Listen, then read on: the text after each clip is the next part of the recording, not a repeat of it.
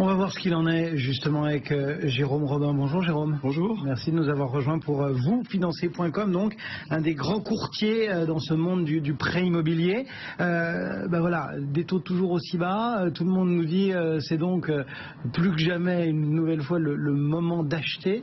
C'est juste le moment d'acheter ou c'est le moment de bouger? C'est un bon moment pour acheter. Il y a la concurrence interbancaire qui est revenue.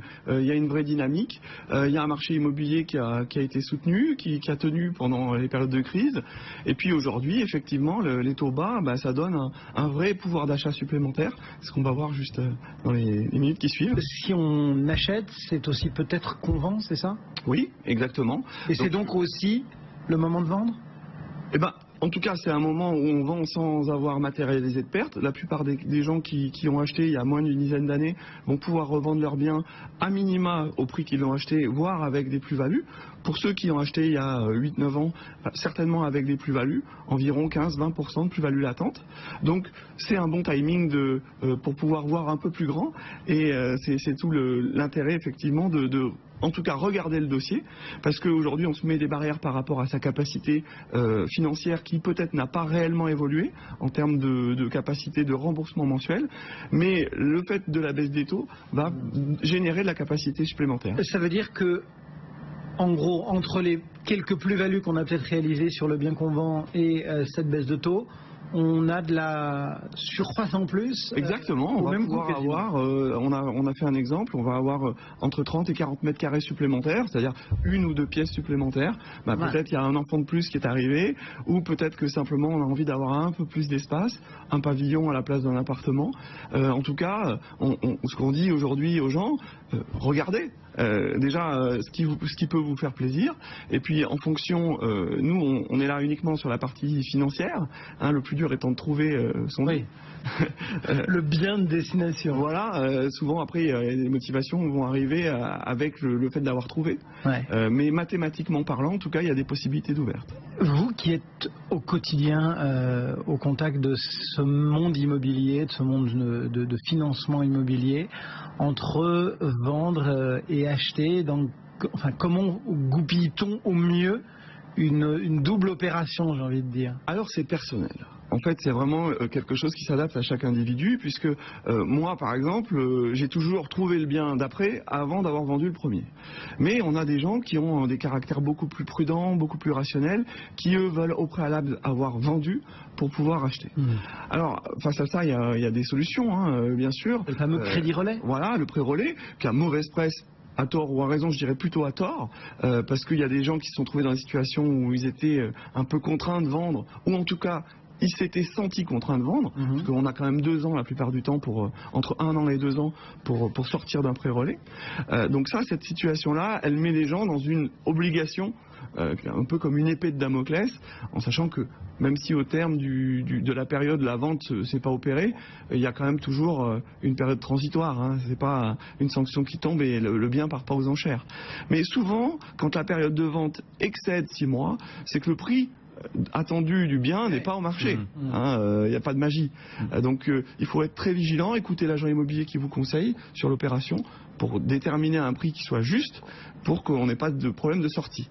Aujourd'hui, les banques concèdent encore des prêts relais, ou c'est une pratique qui, avec la baisse des taux, est devenue un petit peu plus... Alors le prêt relais, il y a 2 contraintes. On va avoir un financement entre 70 et 80% de la valeur du résiduel, c'est-à-dire la valeur du bien moins la dette qui est encore acquise à la banque, et sur cette valeur-là, on va avoir 70% à 80% de finançable.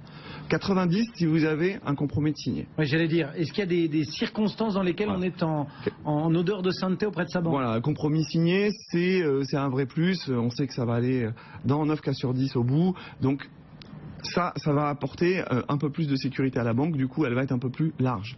Et du coup, on va rentrer dans un système où on aura un taux d'endettement ou une période d'endettement ou entre guillemets techniquement de surendettement partiel qui dure pas longtemps. Donc là, on va avoir une capacité à absorber une charge supplémentaire parce qu'on va devoir payer sa mensualité de crédit plus une mensualité qui correspond aux intérêts du prêt relais. Alors, il y a des prêts relais avec des différés d'amortissement, mais les partenaires bancaires essayent de le distribuer au compte-gouttes. Il y a d'autres méthodes qui commencent à émerger justement sur ce marché. Il y a d'autres méthodes qui ne sont pas forcément émergentes, mais qui existent depuis longtemps. BNP Personal Finance, qui est une des banques qui distribue l'achat-revente, était un des pionniers dans ce système-là. D'ailleurs, ils ne passent que par les courtiers pour distribuer ce produit qui est très technique. Eux, ils vont intervenir et ils vont reprendre la totalité du crédit, garder une mensualité unique, et du coup, on va enlever le poids de l'effort financier contraignant mensuel sur l'opération financière. Alors, d'autres banques l'ont fait à la suite. Donc de cette repackage tout sur une durée très longue, sachant qu'en fait, ça va durer pas longtemps. Voilà, on reprend tout sur une durée longue. On peut même intégrer les frais du déménagement. On peut intégrer peut-être un crédit consommation sur une automobile qui va être là, et parce qu'on va dégager du cash quand même de la vente préalable. Donc, c'est pas une clientèle qui est endettée. Ça peut être une clientèle qui est à un moment donné mal endettée. Donc, on va étalonner la dette immobilière sur du long terme, et à ce moment-là, on aura une mensualité qui va rester quelque chose de complètement acceptable pour le client. Alors, ce qu'il faut savoir, ce qu'il faut dire aux emprunteurs, c'est que les taux d'intérêt du prêt relais sont forcément supérieurs aussi aux... C'est pas vrai. En tout cas, c'est mon cas personnel, puisque je vis cette opération d'achat-revente, et il se trouve que c'est légèrement, il y a quelques points supérieurs quand même. Alors, ça a été vrai longtemps, mais là, depuis 6-8 mois, on est revenu dans des logiques de compétitivité, puisque les banques veulent conquérir des parts de marché. Donc sur les prêts relais, on trouve aujourd'hui du 0,8 par exemple. Il va falloir que je recontacte ma banque alors.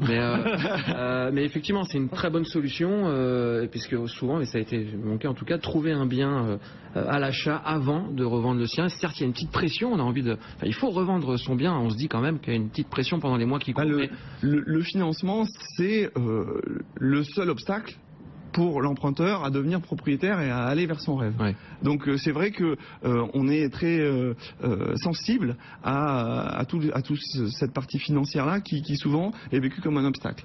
Et sur les achats-ventes dont vous parliez, une fois que l'opération est débouclée, on repart sur un nouveau crédit, on peut réduire un petit peu la durée et donc le taux. On va rembourser avec le produit de la vente tout ou partie, une partie en tout cas de la dette qui a été contractée. Charge à vous peut-être de garder même y compris 10 000 € de réserve si vous en avez besoin. C'est vraiment très souple. C'est l'emprunteur qui va dire, et puis à ce moment-là, on va pouvoir voir sa durée. Si par exemple vous avez bien vendu, un peu mieux que ce que vous espériez, parce qu'on a toujours une logique prudente, dans ce cas-là, peut-être qu'au lieu de rester sur une durée à 22 ou 25 ans ou à 20 ans, on va peut-être passer sur une durée un peu plus courte. C'est pour ça qu'il ne faut peut-être pas trop surestimer la vente de son bien dans le plan de financement. Il vaut mieux peut-être... Non, mais on est là quand même pour vous accompagner là-dessus. Faire confiance aux professionnels. Voilà. Oui, plus on est prudent, meilleures sont les surprises. Ouais. Merci beaucoup à tous les deux. Jérôme Robin donc pour vousfinancer.com et puis Julien Mouret qui nous accompagne cette semaine pour la vie IMO. À demain. À demain. À très bientôt. Jérôme, merci d'être venu sur le plateau d'Intégral Placement sur BFM Business. Dans un instant, un point complet sur l'actualité.